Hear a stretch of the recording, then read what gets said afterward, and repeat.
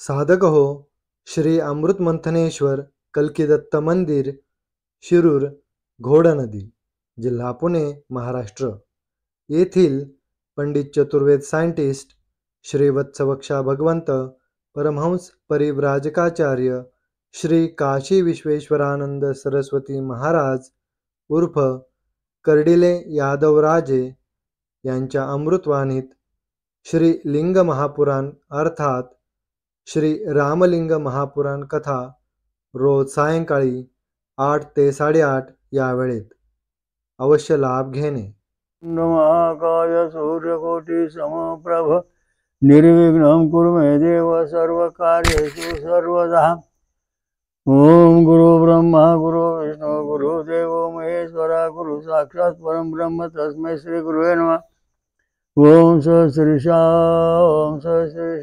पुरुषा सहस्रपात समूर्त दशांगुलम. ओम द्राम ओम सहस्रीशा विद्महे कर्कवत्याय धीमहि तन्नो ब्रह्म प्रचोदयात्. ओम शांताकारं भुजगशयनं पद्मनाभं सुरेशं विश्वाधारं गगनसदृशं मेघवर्णं शुभांगं लक्ष्मीकान्तं कमलनयनोपचारगम्यं वंदे विष्णु भवभयहारं सर्वलोकैकनाथं. ओम शांती. आज आपण पुन्हा लिंग महापुराण अर्थात श्री रामलिंग महापुराण कथा त्याचा काय भाग पाहणार आहोत. पूर्वीचे राजे लोक यज्ञ करीत असत. आता आपण पाहिले हजारो पिढ्या राजांनी यज्ञ चालू ठेवले. यज्ञ का करीत होते, कशा करत होते, का नुसतं काहीतरी आपल्या समाजाच्या दिशाभूल करीत काय करीत होते. यज्ञामुळे राजे यज्ञ करायचे, मग त्यांच्या मनाप्रमाणे कार्य व्हायचं. राजाला दररोज सकाळी मोठे मठ बांधलेले असायचे, ऋषीमुनींचे आश्रम, ते यज्ञ चालू असायचे. राजा रोज सकाळी राजघरातली मुलं किंवा राजा त्या यज्ञाजवळ जाऊन बसायचे आणि मग तिथं ते पुरोहित जे लोक होते, ऋषी किंवा ब्राह्मण, ते मंत्र म्हणायचे. ओम सहस्रीशा पुरुषा सहसाक्षा सहस्रपात स्मृताय दशांगुलम. कारण हा मंत्र म्हटला जायचा. कारण का त्याचे शास्त्र असे, हा जो आपल्या धर्माला जो मूळ परमेश्वर आहे सनातन, तो ओम सहस्रीशा पुरुष हा परमेश्वर आहे, ज्याला हजारो शिरा आहे, डोळे कान आहेत, असा सगळ्या जगाला व्यापून तो उरला. एकमुखी दशाभुजा कल्किदत्त. तर अशा दृष्टीने जो परमात्मा आहे मूळ, तो मूळ परमात्मा जो आहे त्याच्या शरीरातून देवदेवता बाहेर पडायच्या. आणि ते सगळ्या देवता बाहेर पडल्यानंतर त्या देवांनी डोळे कान हात पाय नाक इंद्रिय कर्म इंद्रिय ज्ञानेंद्रिय हे सगळे इंद्रिय तयार करायचे. आणि ते इंद्रिय पक्की तयार झाली, मग त्याने आपला वंश पुन्हा तयार करायचा देवाने. आणि पुन्हा ती इंद्रिय किंवा सगळ्या घटना त्यांच्या ताब्यात देऊन त्यांनी मग मानवी शरीर बनवायचं. किंवा मानवी शरीरामध्ये मानवी शरीरात ते अवयव सोडायचे, शरीर बनवायचं. म्हणजे मग आता समजा डोळे कान आहे, नाक आहे, हात आहे, पाय आहे, केस आहे, डोळे आहेत, हे सर्वांगीण जे आहे अनंत आपल्या शरीरामध्ये अवस्था आहे, ते अनंत कोटी देवी या शरीरामध्ये उतरवायच्या. आणि त्या उतरवल्या की मग राजाच्या शरीराचे काय गुणधर्म कमी आहेत ते त्याला त्याच्यात भरून काढायचे. आता हा राजा आहे समजा, याला बुद्धी कमी आहे. बुद्धी जी आहे बुद्धी आहे, हे बुद्धी जी आहे ते मेंदू आहे, मेंदूत बुद्धी आहे. ते बुद्धी त्या राजाला प्राप्त होण्याकरता जगती छंदिशा स्वर्गायला जायचा. ओम तत्सवितुर्वरेण्यं भर्गो देवस्य धीमहि धियो यो नः प्रचोदयात्. ओम तत्सवितुर्वरेण्यं भर्गो देवस्य धीमहि धियो नः प्रचोदयात्. ओम तत्सवितुर्वरेण्यं भर्गो देवस्य धीमहि धियो नः प्रचोदयात्. 72 अक्षराचा मंत्र झाला. मग मेंदूची जी घडण आहे ही सगळी जशी तशी पुन्हा व्यवस्थित बनवायची. हे सगळ्यात मोठं कार्य पुढचे ऋषी मुनी किंवा ब्राह्मण समाज जो होता विद्वान कर्मठ, ते हे सगळं बनवायचे. मेंदू जो माणसाचा आहे तो असमतोल झालेला आहे. तो कार्य व्यवस्थित करीत नाही राजाचा, त्याची बुद्धी व्यवस्थित कार्य करीत नाही, राजकारण व्यवस्थित चालत नाही. ज्ञानेंद्रिय कर्मेंद्रिय हे जे आहे ते व्यवस्थित त्याच्या शरीरात राहत नाहीत. हे सगळे बनवले कोणी? देवांनी बनवले. आणि मग मानवाच्या शरीरामध्ये त्याचं सांधे संजय नामक नावाची जी देवदेवता आहेत त्यांनी हे सगळ्या ठिकाणी गुडघे हातपाय म्हणजे सगळे अवयव वस्तू असतात. म्हणजे हे देव जे आहेत हे वेगळे आहेत, वेदात सांगितलेले. आपण जी भक्ती करतो हे देव वेगळे, कारण हे देव हे कार्य करीत नाहीत. हे बघ तुम्हाला शक्ती देणार, विजय मिळवून देणार, कार्य करणार, मदत करणार. पण तुमच्या शरीराची जी अवयवांची घटना आहे ती घटना जी आहे ती जशी तशी बसवायचं काम. त्वष्टा, मित्रवरून, आर्यमा अशी देवांची नावं आहेत. हे देव जे आहेत हे सगळ्या शरीरामध्ये तुमच्या घटक बसवायचे. आता डोळे, डोळ्यातून दृष्टी कमी आहे तुम्हाला समजा, तर डोळ्याचे जे देवता आहेत, नेत्र देवता जे आहेत त्या देवता डोळ्यात बसवायच्या आणि मग डोळ्याची दृष्टी सुधरवायची. शरीर, हात पाय कान हे जे सगळे अवयवाचे सर्व अवयवाचे देवदेवता कार्य करतात. औषध पाणी ते काम करीत नाही. वेदांचं आणि पुराणाचं नातं जवळ आहे. आता याच्यामध्ये जे लिहिले त्यांनी कर्म इंद्रिय, ज्ञानेंद्रिय ही जी आहेत 5-5 हे तत्व ही शरीरात निर्माण करायची. यज्ञ केल्यानंतर कमकोत हे ती भरून काढायची. आता उदाहरणार्थ तुमच्या दृष्टी आहे, त्याच्यामध्ये रेटिनॉल कोरेटन नावाचे घटक असतात, म्हणजे देवताच आहेत. मग या शरीरामध्ये मंत्र सामर्थ्याने ते देव आणून शरीरात उतरवायचे आणि ते मग त्या शरीराचे अवयव पुन्हा नवे दुरुस्त करायचे. हे यज्ञाचं काम असायचं.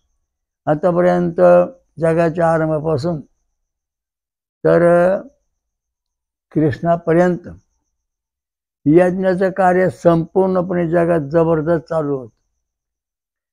प्रत्येक राजे यज्ञ करायचे, प्रजेकरता फायदा व्हायचा.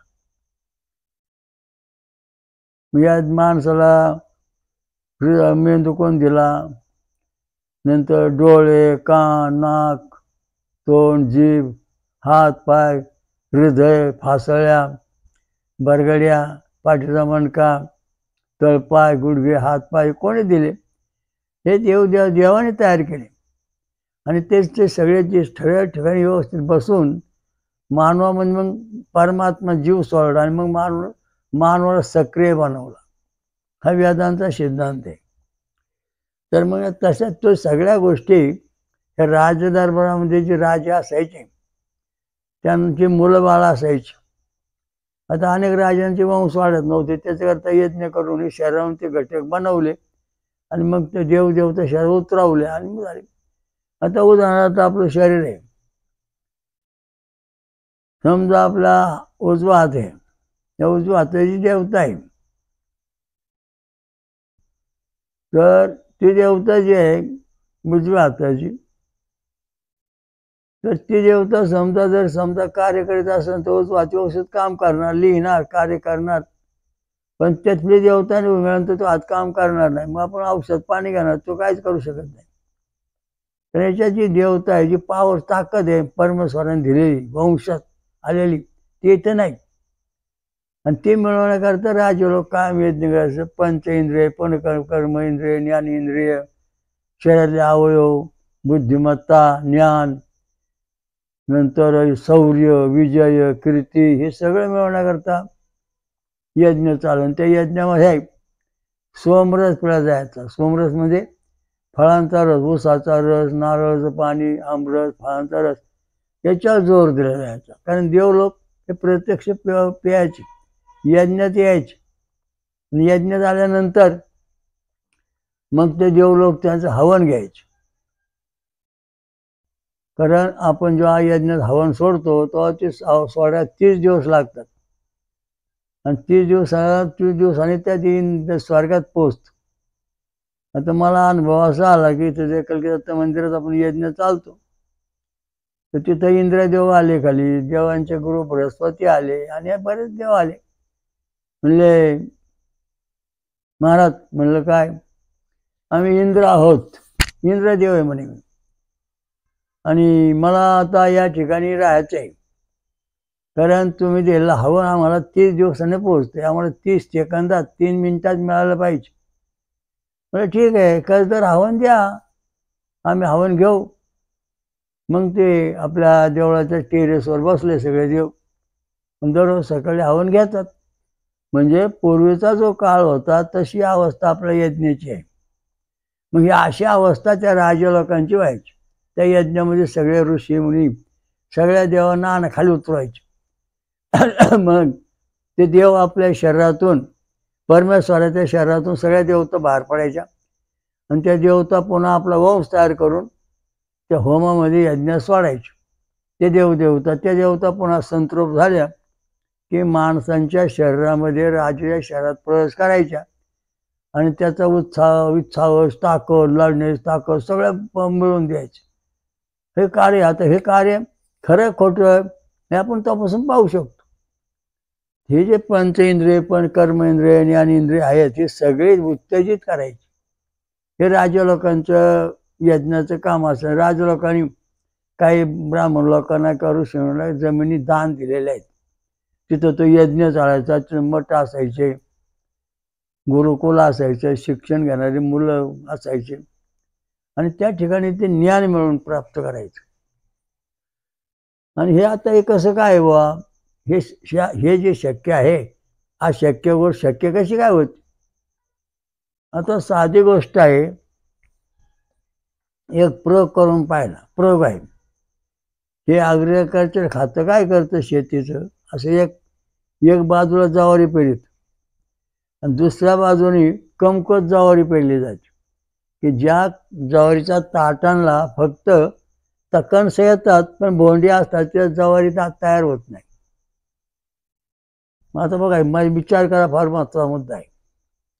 आणि इकडे जी ज्वारी आहे तिला दाणे येतात आणि त्याच्यावर भोंडे येतात, भोंडे बुरशी बारीक. तर ती बुरशी जी आहे ती ह्या ताटावरती, ह्या कणसावर आली पाहिजे. वारा सुटला की ती सगळी बुरशी, म्हणजे तो फुलावरा, ह्या ज्या कणसांना दाणेच येत नाही त्याच्यावर येऊन पडतं. आणि मग ह्या कणसांना पुन्हा ती जशी ज्वारी तिकडं तयार चांगली आहे तसेच पुन्हा याच्यामध्ये पण ज्वारी तयार होते. आता हे प्रयोगाने सिद्ध केलेले आहे आणि करीत आहेत. भारत सरकारचं जे नियम आहे त्याच्यामध्ये प्रयोग चालू आहेत. तशा प्रकारचं परमेश्वराकडून जे देवदेवता आहेत त्या खाली उतरतात यज्ञामध्ये आणि तिथून फ्लोरासारख्या देवता त्या यज्ञामधून आपलं होम हवन घेऊन ताकद मिळून समाजामध्ये, म्हणजे राजा बसला त्या राजाच्या शरीरामध्ये प्रवेश करतात, प्रजेच्या शरीरात प्रवेश करतात, वनस्पतीमध्ये प्रवेश करतात, 84 लक्ष योनीचा पशु पक्ष गुरात सर्व ठिकाणी या देवदेवता यज्ञातून प्रवेश करतात. जे ते आपलं कार्य करतं, म्हणजे संपूर्ण जग संतृप्त सुखी जीवन.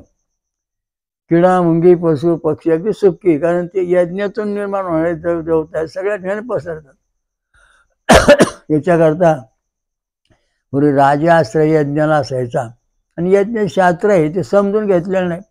नुसतं आपण देवाचं नाव घेऊन हवन सोडतो, तर ते देवाचं नाव घेऊन हवन सोडतो. आता समजा इंद्राय स्वाहा दत्तमिदं नमः, इंद्र जो तिथं आला, इंद्रा शरीरातून इंद्र शक्त्या प्रति इंद्र तयार झाले, प्रति इंद्र ते होमापाशी आले बारीक अणुपरमाणू रूपामध्ये, आणि पुन्हा ते इंद्र प्रत्येकाच्या शरीरात शिरले, म्हणजे इंद्रशक्ती माणसांना मिळाली यज्ञामधून. म्हणजे इतकं मोठं कर्तव्य, अतिसूक्ष्म कर्तव्य पूर्वी ऋषी मुनी, आपले ब्राह्मण लोक किंवा जे यज्ञ करते वेदांताचार्य ते करीत असत. आता ती क्रिया बुडाली, त्यामुळं रोगराई भारतात जगात पसरली, प्रतिकारशक्ती नष्ट झाली. विज्ञान इथं काय करीत नाही, विज्ञान इथं काय चालत नाही. इथं फक्त चालतं वेदातले मंत्र. ओम तत्सवितुर्वरेण्यं भर्गो देवस्य धीमहि धियो यो नः प्रचोदयात्. वर्णाक्षराशी म्हणा विश्वामित्राशी असं ते सांगितलेलं आहे. तर प्रत्येकाच्या याच्यातून ते देवदेवता प्रगट करून घ्यायच्या मंत्रातून, देवाकडून त्या आणायच्या, मग मानवांच्या शरीरामध्ये सोडायच्या, प्राण्यांच्या शरीरात, गायच्या शरीरात. मग ते सगळं हवन करायचं, त्यातून ते देवता प्रगट करायच्या आणि त्या प्राण्यांच्या मानवाच्या शरीरात सोडायच्या. म्हणजे आपलं हृदय समजा कमकुवत आहे. मला आलेला अनुभव असा, एक मनुष्याला सांगितलं, तुझं हृदय आता, तुझे जे व्होल्टेज आहेत ECGचे ते 6 नंबर निगेटिव्ह झालेले आणि सगळे शिकायचं तर 2-3 तासात तू संपून जाशील, राहणार नाही, असे बरेच लोकांना सांगितलं. ती माणसं पळत पळत आपल्या कलकी दत्त म्हणजे यज्ञविषयी आणि मला म्हणले, महाराज त्या असतात ही रिपोर्ट बघा. म्हणतो इथं सगळं निगेटिव्ह आहे. मग आता बसा. हो म्हणून सुरू झालं, चालूच होतं सकाळी 9 ते 12पर्यंत. एक 5-10 मिनिटामध्ये त्यांचे व्होल्टेज जे होते खाली गेले ते सरळ झाले, एकदम खटकन वाजले आणि जीवन सुरक्षित झालं. कारण का, तर हृदयामध्ये जी देवता आहे, अनाहत ध्वनी आहे, अनाहत चक्र आहे, याच्यामध्ये भगवान शंकर आहे. ओम कम खम गम गम नम चम चम ठम हे ध्वनी आहेत. त्या ध्वनीमुळे जे सगळ्या देवता हृदयामध्ये एकदम आत उतरल्या, शिवतत्वातल्या, आणि हृदय पक्क केलं, झालं व्यवस्थित.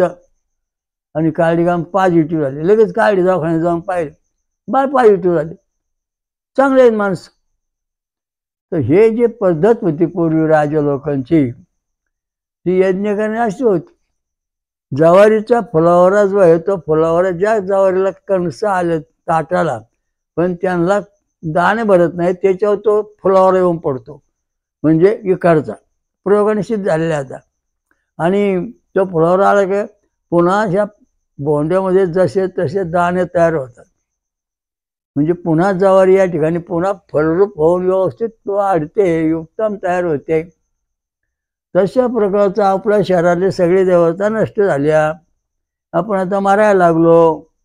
आता आपल्या जीवनात अर्थ नाही. आपलं शरीर सगळं कुजलंय, सगळं मेंदू, हात पाय डोळे कान सगळे गेले. भीती वाढते, लकला करतंय, वाईट स्वप्न पडतात. याचं कारण आपल्या शरीरात देवता सगळ्या निघून गेलेले आहेत. आणि बसवण्याचं कार्य हे वेदांतचार्य करतात. 4ही वेदांचा जो अभ्यास करतो त्याला याचं ज्ञान आहे की आता ह्या माणसाच्या शरीरामध्ये हाताचे, पायाचे, डोक्याचे जे देवता आहेत, कानाच्या, नाकाच्या, डोळ्याच्या, हाताच्या, पायाच्या सगळ्या देवता जे आहेत, हे जेव्हा संतृप्त होण्याकरता या यज्ञाजवळ बसून मंत्र म्हणल्यानंतर ते जसं जवळचा फुलावर जसा ह्या कणसावर येऊन बसतो आणि त्याला दाणे जसे येतात, तसे आपल्या यज्ञामधून जे सगळे देवदेवतांचे जे अंश आहेत, जीव म्हणजे जीवाणू म्हणजे देवगण, औषधी गण आहेत, ते शरीरात उतरतात. शरीरात उतरल्यानंतर ज्या ज्या ठिकाणी शरीरात थांबतात आणि पुन्हा आपलं कार्य सुरू करतात. शिरा चालू करतात, डोळे चालू करतात, कान चालू करतात, केस वाढवतात, हात वाढवतात, नख वाढवतात, सगळे कार्य सुरू झालं. मग हे गेलेली शक्ती परत आली. म्हणजे जसे पूर्वी शरीर होतं तसं पुन्हा तसं बनलं. यज्ञाचं कार्य असं अत्यंत महत्वाचं आहे. म्हणून पूर्वीचे राजे लोक लिंग पुराणात सांगितलेलं आहे, यज्ञ करीत असत. यज्ञ केल्याशिवाय मानवाच्या जीवनामध्ये पूर्णत्व कधीच येत नाही. कवर वाढ काय होणार नाही, कारण ते देवता आहेत. मूळ जो परमात्मा आहे, त्या परमात्मा जो ओम सहस्रीशा पुरुषा सहस्राक्षा सहस्रपात संवृत्ता दशांगुलो हा परमेश्वर आहे. हा सनातन देव आहे, नाश पावत नाही, जन्मत नाही, मरत नाही, कुठून आला नाही, कुठं जात नाही. तो हा परमेश्वर, याच्या शरीरातून सगळ्या देवता बाहेर पडतात. आणि सगळ्या देवता जेव्हा बाहेर पडतात, सर्व देवता, तेव्हा त्या सर्व देवता मानवाचं शरीर म्हणजे अवयव सर्व आहेत, त्याच्यामध्ये स्वतः आपला वंश तयार करतात, त्याचं सोडतात फुलावर सारखं. ही जवारी जागेवरच आहे ना. हो आहे, मी जवारीला फुलावर आला, तो फुलावर त्यांनी ह्या कणसावर सोडला, म्हणजे कणसावर दाणे परत भरले. तसे देवदेवता जे आहेत आपलं वंश तयार करतात फुलावरामध्ये. अति सूक्ष्म देवगण इंद्रापासून इंद्रगणपासून गणपतीपासून शंकरापासून रुद्र अशा सगळे देवता जे तयार होऊन आपल्या शहरामध्ये सोडून दिले जातात. यज्ञामधून यज्ञाची हवा सुटली की ती हवा आपल्या शहरात उतरते आणि ते सगळे देवता शहरात उतरतात. उतरल्यानंतर मग आपल्या शहराची आवक कमकुवत आहेत ते भरून निघतात आणि मग त्याला भौतिक सुख, दैविक सुख, आध्यात्मिक सुख, मग ब्रह्मज्ञान, आत्मज्ञान, विद्येमुक्ती, जीवनमुक्ती हे सगळे कार्यक्रम त्याला सापडतात. शरीर एकदा संतृप्त झालं मग देवदेवता दर्शन साक्षात्कार होतो. कारण आपल्या शहरात जर देवदेवता असतील तर साक्षात्कार होतो. त्याच्याकरता पूर्वीचे राजे लोक सोमरस प्यायचे, म्हणजे फळांचा रस प्यायचे आणि यज्ञाजवळ बसून राहायचे. काही दिवस राहायचे. त्यांना दररोज त्यांचा ठराविक टाईम असायचा. सकाळच्या बारी 9 ते 12 राजा ते जाऊन बसतात. त्या याच्यामध्ये कोण कोण बसतो त्याचं उदाहरण आपल्याला असे आहेत. रामप्रभू सकाळी 9ला यज्ञ सुरू करायचे आणि ठराविक टायमापर्यंत यज्ञवशी बसून होमहवन करायचे. कृष्ण सकाळी होमहवन करून यज्ञ बसायचे. अशा दोघांची दैनंदिन क्रिया असायची, सकाळ दुपार संध्याकाळ. गेलेली शक्ती आपल्याला परत द्यावी, शक्ती शरीरात मिळवून घ्यायची, हा त्यातला उद्देश. मूळ जो परमात्मा आहे त्याच्या शरीरापासून अनंत देव प्रकट होता, अनंत कोटी, आणि ते देव पुन्हा अनंत शक्ती आपले वंश तयार करून मानव जीवजीवांचं शरीरामध्ये सोडतात यज्ञामधून. म्हणून हा महत्वाचा मुद्दा. कारण ते होम हवन असं ते सिद्ध होत नाही. तर ते सिद्ध करण्याकरता हे राजलोक पूर्वी यज्ञ करायचे. ज्ञान इंद्रिय, कर्म इंद्रिय हे उत्तेजित झाली पाहिजे, बुद्धी आली पाहिजे, आली पाहिजे. काय काय वेडी माणसं बुद्धिवान का बांधतात? ते यज्ञाला बसतात. ते यज्ञातून त्या देवदेवता शहरात प्रवेश करतात. आपल्या मेंदूमध्ये 10,000 कोटी जीवपेशी आहेत. त्या शंखाच्या आकृतीच्या आहेत आणि ह्या पेशी ह्या ज्या आहेत ह्या जर मोकळ्या असतील, शंखासारख्या मोकळ्या, तर त्यातून आवाज होतो. मग ज्ञान परमेश्वराच्या शक्ती ते ग्रहण करतात. समजा शंख आहे, या शंखामध्ये मोकळा आहे तर आवाज होतो कानाला लावलं. तसं म्हणजे वरून ईश्वरी शक्ती ज्या येते त्या 10,000 कोटी जीवपेशी मेंदू त्याच उतरायचे आणि मग त्यातून उतरली ते कार्य सुरू होत. मग समजा आपण आता हा शंख घेतला, त्याच्यात पाणी अर्ध पडलं तर आपला बुटुक वाजणार, अर्ध, पूर्ण आवाज देणार नाही. आणि जर शंखात पूर्ण पाणी भरलं तर त्या पेशीमध्ये आवाज येणार नाही. तशा प्रकारचं आपलं खाणं पिणं आहे. आंबंगळ खाल्ल्यानंतर पेशीची पूर्ण तोंड बंद, मनाला येईल तसं आपण बघतो. नंतर आपण समजा शाकाहारी बनलो, वरण भात आमटे खाल्ली, त्या पेशींची निमे तोंड बंद, निमे चालू असतात पितृतत्वाची, ते पितृत्व येतात. आणि ज्यावेळेला आपण फळं खाऊ, दूध पाहून साधना करू, सोमरस पेव देवाचं, त्यावेळेस आपल्या पेशी सगळ्या उघड्या होणार आणि त्यामध्ये मग ईश्वरी शक्ती येणार. त्याची नोंद होती. हो, परमेश्वराकडून आलेले संदेशाची नोंद आपल्या मेंदूमध्ये होते. काय अद्भुत शोध आहे वेदांचा. कशी होते बघा. आता हे सफरचंद आहे, त्याला कोलिन नावाचा घटक आहे. ते इतकं स्फटिक, त्याचं इतकं सूक्ष्म आहे की मेंदूच्या ज्या पेशी आहेत कडक कडक शंका त्याच्यामध्ये प्रवेश करतो स्फटिक, आणि ते स्फटिक आत गेल्यानंतर मग ते स्मरणशक्ती वाढवतं, ज्ञान वाढवतं, दृष्टी वाढवतं, दिव्य दृष्टी देतं. सफरचंद मधून बुद्धी वाढवणारं स्फटिक तयार होतं ते शरीर मेंदूत जातं. असे बरेच घटक आहेत. पण नंबर 1 तर म्हणजे सफरचंद, बोरं, शेंगदाणे अशा याच्यातून हे काही गोष्टी याच्यातून शरीरामध्ये मेंदूत प्रवेश करून ज्ञान मिळवतात. आता कॅसेटवर आपण जसं बोलल्यानंतर त्याच्यात सगळं टेप होतं आणि पुन्हा लावलं की ते आवाज पुन्हा बाहेर येतात. उदाहरणार्थ आपण हा शब्द पाठ केला, ओम शांताकारं भुजगशयनं पद्मनाभं सुरेशं ओम विश्वाधारं गगनसदृशं मेघवर्णं शुभांगनं ओम लक्ष्मीकान्तं कमलनयनं योगहृदयानगम्यं वंदे विष्णु भवभयहारं सर्वलोकैकनाथं. या आपण म्हणजे श्लोक म्हणलो. हा सगळा आपण आता म्हणलो. आता हा मेंदूची जी पेशी म्हणजे स्फटिक गेलेले सफरचंदमधून आणि त्याच्यावरती हे सगळं नोंद झाली. मग पुन्हा आपण आठवण केली की पुन्हा आपण म्हणून शांताकारं म्हणजे आपल्या शरीरात ते पेशी उलगडायला लागल्या.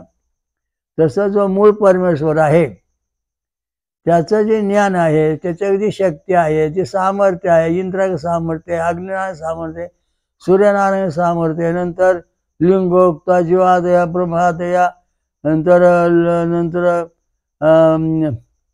अशा अनेक देवता आहेत. आपले त्वष्टा, आर्यमा, मित्र, वरुण हे सगळे शरीरामध्ये कार्य करीत असतात. त्यांचे वंशज. आता जवारीच्या जवारीनं आपला वंश तयार केला. काय वंश तयार केला? जवारीच्या अंगावर फुलावर आला. हा फुलावर आल्यानंतर तो वंश तयार झाला.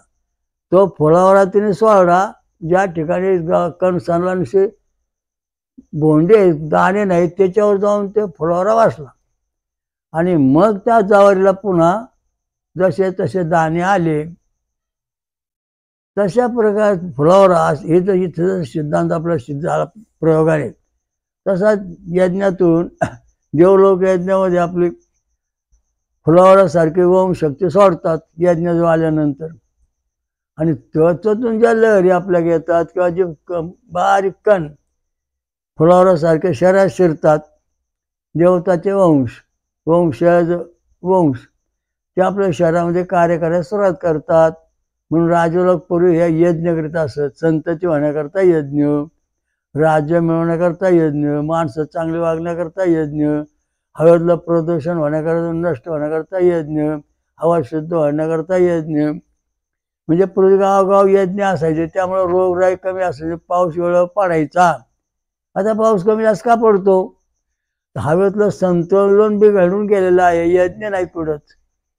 त्यामुळं पाऊस एका जागा पडतो, ढगफुटी होत्याचं कारण ते आहे. पूर्वी राज्यामध्ये ढगफुटी होतच नव्हती. महाप्रलय येत नव्हता. समतोल पाऊस पडायचा. कारण प्रत्येक गावात जे आचार्य होते, ऋषी होते, ब्राह्मण होते किंवा वेदांताचार्य होते ते वेदाचे मंत्र म्हणायचे, होम हवन करायचे.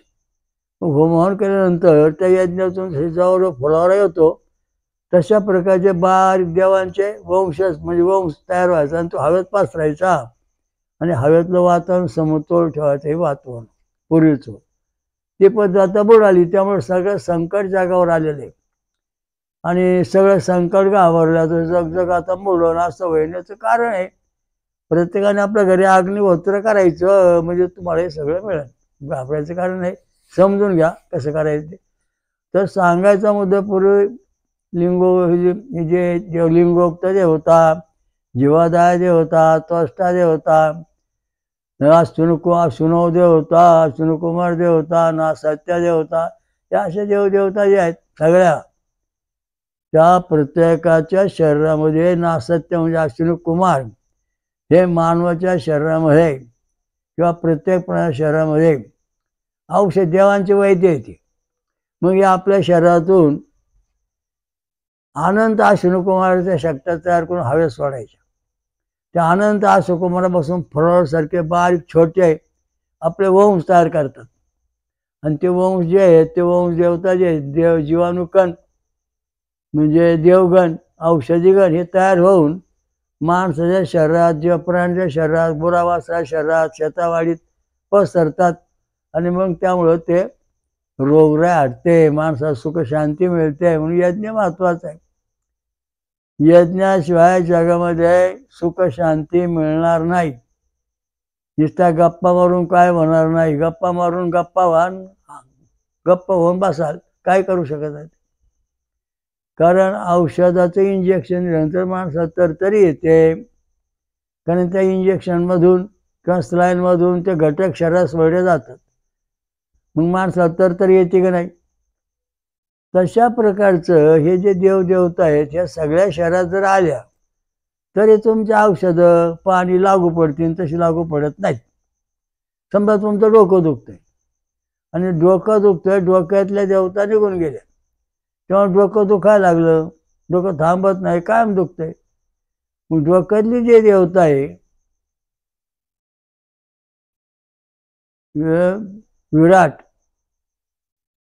निषाद स्वर, जगती छंद निषाद स्वर 72 अक्षरांचा जो आहे तो मेंदू जेव्हा संपूर्ण प्रगट होईल तेव्हा तुमच्या डोकं दुखायचं थांबत नाही. तर मग त्या ठिकाणी राजे डोकं दुखायला, राजे लोक आजारी पडले, कुठं काय झालं, ते सगळे हवा जाऊन बसवायचे. तिथं होम हवन चालायचं. तर कोणकोणच्या पदार्थ सोडायचा. इंद्रदेवाने सांगितलं आम्हाला कसदार सोडा, भुसार मला सोडू नका. मग कसदार हवन सोडलं जातं. आणि मग ते कसदार हवनातून इंद्रदेव त्या यज्ञामध्ये अनंत इंद्र शक्त्या सोडतो. अग्निनारायण सोडतो, सूर्यनारायण सोडतो. 33 कोटी देव यज्ञाजवळ येतात आणि त्या आपल्या शरीरातून फ्लोरासारखे जसे तसं कण सोडतात, म्हणजे वंश. आणि ते वंश त्या यज्ञातून बाहेर पडतात आणि माणसाच्या शरीरात प्रवेश करतात, म्हणजे माणसाला सुख शांती मिळते. आपला कल्किदत्त यज्ञ चालला तो 1945 सालापासून चालू. आतापर्यंत लाखो भाविकांना फायदा मिळाला. ज्या लोकांनी तपश्चर्या काही 10 दिवस राहिले, कोणी महिनाभर राहिले, कोणी देव बनले, देव सर्वात दर्शन झाले, साक्षात त्यांच्या शरीरामध्ये दैवी शक्ती उतरली, जन्माची कटकट संपली. म्हणजे यज्ञाचा प्रश्न असा, यज्ञाशिवाय जगामध्ये सुख शांती नाही. कारण रामाने यज्ञ केला, अश्वमेध यज्ञकडे 100 रामप्रभूने, कृष्णाने यज्ञ केले, पांडवांनी यज्ञ केले, आणि रामप्रभू सकाळी दुपारी संध्याकाळी अग्निहोत्र करीत, कृष्ण सकाळी रात्री संध्याकाळी अग्निहोत्र करीत. आणि आता पोट भरून लोकांनी काय केलं की सगळे क्रियाकांड बंद करून टाकलं. त्यामुळं तुमची मुलं बाळं वंश सगळी वेडी आरधळी बावळ जन्माला यायला लागली. बुद्धिमत्ता नीतिमत्ता त्यांची संपली. कारण नीतिमत्तेची देवता आहे ती माणसाच्या शरीरामध्ये राहिल्याच नाहीत. त्या निघून गेले दारू गांजा फुंगळं, आणि त्या ठिकाणी भूत येऊन बसली. तुम्ही जे खाता बघा तुमच्या कोण कोण येते, हे राजे लोक सांगत. याच्यात हे लिंगपूर्ण सांगितलं काय की तुमच्या कोण येणार. आता जेव्हा फळं खाऊन दूध पिऊन सोमरस पिऊन यज्ञ चालला तर देव लोक येणार. देवाचे वंशज तुमच्या शरीरात प्रवेश करून तुमचं कार्य शरीराचे व्यवस्थित करणार, इथे देव लोक. नंतर समजा वरण भात आमटी खात बसला तर तिथं तुमच्या शरीरामध्ये पितर आले. पितर लोक आले, देव लोक निघून गेले. ते पितर तुमच्या शरीरात कार्य करायला लागले. नंतर तुम्ही आंगमंगळ कोंबड्या बकऱ्या दारू गांजा खाऊ लागले, करू लागले, तर तुमच्या शरीरामध्ये देव नाहीत, पितर देव पण नाहीत. मग चेळे गोटे भूत खेत ही जे खाणारे ते तुमच्या शरीरात उतरून तुमच्या शरीरातल्या अवयवांचे कारभार पाहू लागले. म्हणजे आपलं वाटतं हा काय नाही, हा व्यवस्थित आहे. हे सगळं चुकीचं आहे. विचार करा आपल्याला कोणत्या मार्गातून कुठं जायचं आहे. भूतियान मार्ग, पितृयान मार्ग, देवयान मार्ग आणि ब्रह्मयान मार्ग. ब्रह्मन मार्गामध्ये ब्रह्म जे आहे जगाचं नित्य सत्य, ज्याच्यात सत्य आहे, मूळ परमेश्वर जो आहे तो पाहण्याकरता फळांचा रस प्यायचा, फक्त पाणी प्यायचं नाही. असे 7 दिवस 10 दिवस साधना करायची, म्हणजे मग तुम्हाला ब्रह्मस्थिती प्राप्त होऊन शरीरामध्ये मूळ देव जो आहे सहस्त्र शिरीषा पुरुषा हा जो परमेश्वरातून सगळे देव बाहेर पाडणार. मग हे देव आपला वंश तयार करणार जवळच्या फुलावरासारखा. आणि त्या फुलावरचा जवळचा दुसऱ्या फुलावर जवळच्या कणसावर टाकलं त्याला परत दाणे तयार होतात, तसेच येतात. तसे आपल्या शरीरामध्ये ते वंश देव सोडायचे आणि मग ते जीवन राजाचं सुरक्षित व्हायचं म्हणून राजलोक पुरी लिंग पुराणामध्ये यज्ञ करीत असत. ते यज्ञ सुख शांती अशी मिळत असत. आणि यज्ञ सिद्ध करण्याकरता लगेच पेट्रोलला 5 मिनिटांनी झाला यज्ञ नाही होत, ते चालत नाही. कारण यज्ञामध्ये जी परिस्थिती आहे ती कशी आहे, 12 वर्ष यज्ञ चालला तर 25% देवदेवता येतात. 24 वर्ष यज्ञ चालला तर 50% देवदेवता येतात. 36 वर्ष यज्ञ चालला तर 75% देवदेवता शक्ती देतात. आणि 48 वर्ष चालला तर देवदेवता जे आहे सगळ्या 100% शक्ती परमेश्वर आपलं यज्ञ सोडतो. आणि मग तिथे जी भाविक मंडळी आहे त्यांना सुख शांती मिळते. नुसते धुनी पेटून बसला तर तो यज्ञ होत नाही. यज्ञाचे अर्थ वेगळे आहेत. ऋषी ब्राह्मण वेदांताचार्य यांचे मंत्र. तर धुनी म्हणजे काय, नुसतं अग्नी पेटवायचा आणि बसायचा शेकत झाली धुनी. तसं नाही. यज्ञ जो आहे तो यज्ञाला शास्त्र आहे. त्या यज्ञात मंत्र म्हणावं लागतात. ओम भू ओम भुवा ओम स्वा ओम महा ओम जना ओम तपा ओम सत्यम ओम तत्सवितुर्वरेण्यं भर्गो देवस्य धीमहि धियो यो नः प्रचोदयात् स्वाहा दत्तमिदं नमः. असं हे देवा आम्ही तुझ्याकरता हे दिलेलं आहे. हे 7 देव, गणपती, गणेश लोक, ब्रह्मलोक, विष्णुलोक, नंतर विष्णुलोक, नंतर शिवलोक, इंद्रलोक, दत्तलोक, नंतर विराट लोक. हे 7 लोकांचे देवलोक आहेत. देव यांच्याकडून जे काय म्हणजे वंश त्यांना आपण पाठवलं होम हवनामध्ये, मग ते आपल्या तिकडून त्यांचा वंश पाठवतात.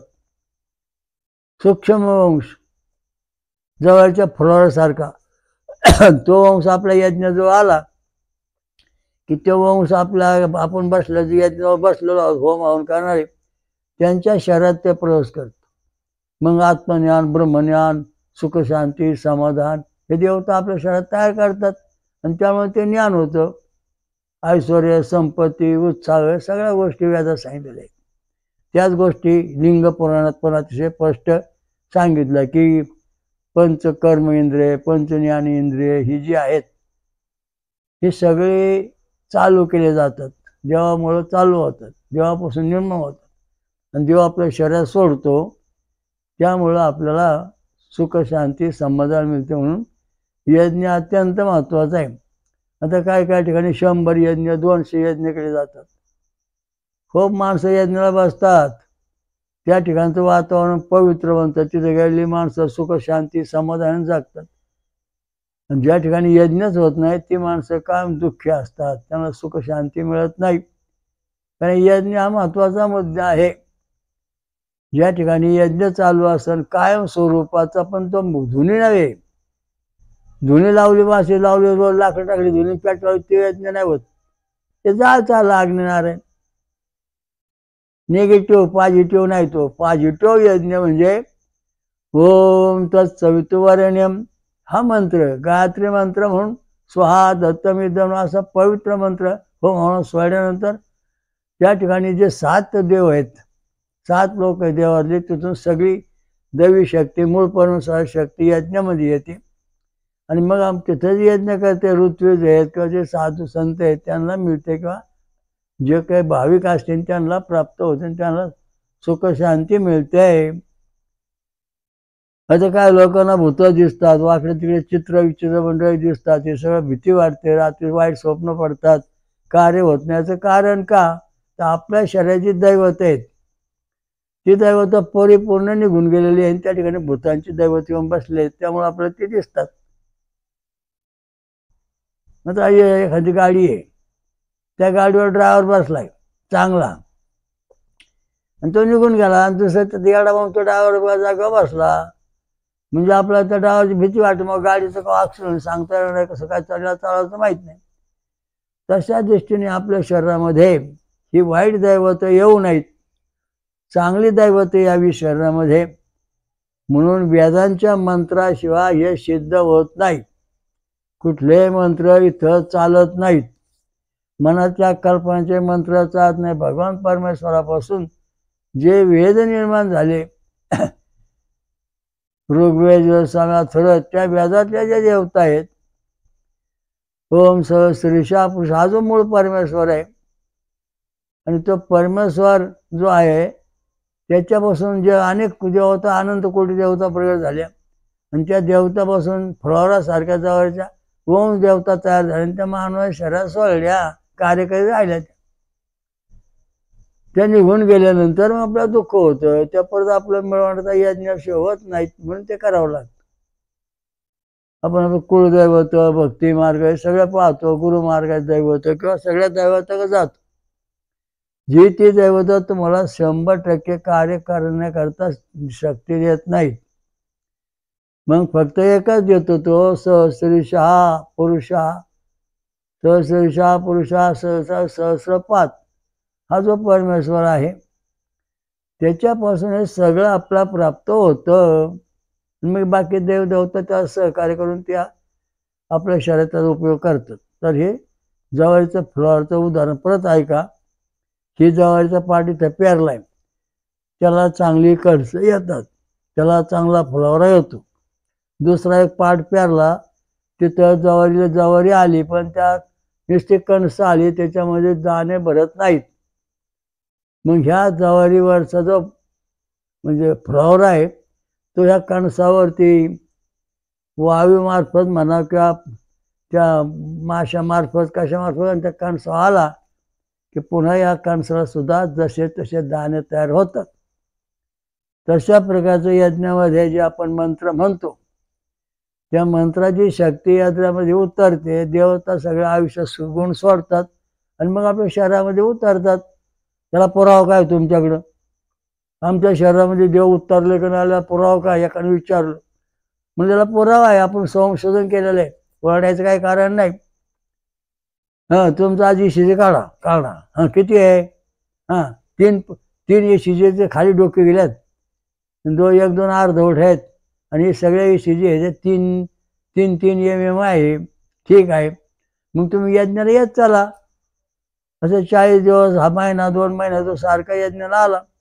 मग पुन्हा 3 महिने तुमचं ते ECG काढलं, मागचा ECG पाहिला, तर पहिला ECG जो होता 3 mmचा किंवा 0चा तो आता 6 ते 10 mm आला. म्हणजे त्याची शरीरात दैवी शक्ती आलेली आहे, त्याचा उत्साह वाढलेला आहे, कार्य करण्याचे ऐश्वर्य वाढलेलं आहे, सुख शांती मिळते आहे. अशा दृष्टीने हा सत्यप्रयोग आहे. यज्ञ करताना आपण पहिलं आपला ECG काढून घ्यायचा, आणि मग यज्ञ 6 महिने 4 महिने यज्ञ जिथं चालतो, जे विद्वान पंडित आहेत त्यांच्या सहवासात राहायचं किंवा आपण ते शिकून घ्यायचं, असं महत्त्वाचा मुद्दा आहे. आता या ठिकाणी गायत्री मंत्राचं ग्रंथ पाहिजे. गुरुदेव महात्मामध्ये 12, 13, 14 अध्याय जवळजवळ दिलेले आहेत. त्याच्यामध्ये सगळी सिद्धी दिलेली आहे, आणि या गायत्री मंत्रातून सगळे देवदेवता प्रगट माणसाच्या शरीरात प्रवेश करतात, आणि त्याचं जीवन सुखी ब्रह्ममय जीवन बनतं. म्हणजे कुठलाही माणूस, कुठल्याही समाजाचा माणूस वरच्या लेवलला येऊ शकतो. हा महत्त्वाचा मुद्दा आहे. आता गाणगापूरचे नरसिंहस्पती एका अंत्यजाला त्याने भस्म लावलं, तो 7 जन्माच्या ओळखी सांगून लगेच त्याने पुढच्या विद्वान ब्राह्मणाला हाणून पाडलं. कारण मला पूर्वी ब्राह्मण होतो, 4 वेद मला येतात, पुढच्या त्या ब्राह्मण वेद सांगता आले नाही, अशी घटना घडलेल्या आहेत. तशा दृष्टीने आपलं पूर्वजांचं जे पुण्य आहे ते आपलं आलं पाहिजे, मिळालं पाहिजे. माझ्याकडे असं काही केसेस होतं, केस कापायचे, तोंडातून कोंबडे पिल्लं पडायचे, कुठे काय पडायचे. दैवी शक्ती शहरातून निघून गेली आणि भूताची शक्ती शहरात उतरलं, ते असं घडायला लागलं. मग आली करणी भानुमती जादू. मग येत या बसा, यज्ञ बसून त्या शहरातले जे काही जुनी दैवत होती छाछूची अमंगळ, ते निघून गेली. का तर सोमरस प्यायला सुरुवात केली, फळं खायला सुरुवात केली, आणि अतृप्त जे जीव होते ते दैवत जागा सोडून निघून गेली. त्या ठिकाणी दैवत देवस्थानची ज्या शक्ती आहेत, देव आहेत, त्या वंश शक्त्या शहरात उतरल्या, आणि त्याच्या सगळ्या क्रिया बंद झाल्या, त्या सुख शांती मिळायला लागली. ते अतिशय प्रयोग आहे, सत्य प्रयोग. तुम्हाला पाहायचं असेल तर आपला कलकीदत्तामध्ये शिरोळीचं या राहा, तुम्हाला अनुभव येईल. आधी तुमचा ECG काढून आणून दाखवा, रक्तगट सांगा, नंतर 6 महिने सतत येतं बसा, येऊन जाऊन मग 6 महिने परत तुमचा आयुष्य काढून बघा, तुमच्या शरीरात किती अनुभव आला, किती प्रात्यक्षिक झालं, किती फरक झाला. अशा रीतीने प्रत्यक्षच अंधश्रद्धा आहे, सत्यश्रद्धाचं कष्ट सुरू केलेलं आहे. 1960 सालापासून आपण हे संशोधन करतोय. लाखो भाविकांना फायदा झालेला आहे. तुम्ही पण उचला. ओम स्वयंभू महाभू, ओम स्वयंभू ईश्वराजा श्रावण कल्किदत्त महाराज की जय. स्वयंभू महापंचसागरेश्वरी माता की जय. महादुर्गा महाशाकंभरी माता की जय. ब्रह्मश्री अत्रे की जय. अनुसया माँ सती महासती अनुसया माता की जय. सर्व देव देवता की जय. साधु संतान की जय. धर्म की जय. हरि ओम दत्त. ओम शांती शांती. सर्व साधकांनी महाराजांच्या या वेदमंत्र आणि रक्तगट संशोधनाचा प्रचार करावा. VBK ट्रस्टची योजना बेकारी संपविणे.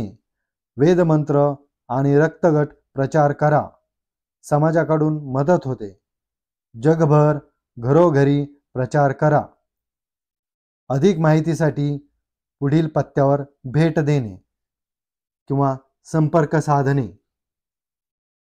VBK ट्रस्टचे स्वयंभू विश्वराजा श्री अमृतमंथनेश्वर कल्किदत्त मंदिर, पाषाणवाडी, शिरूर, घोडनदी, जिल्हा पुणे, महाराष्ट्र. हरि ओम दत्त.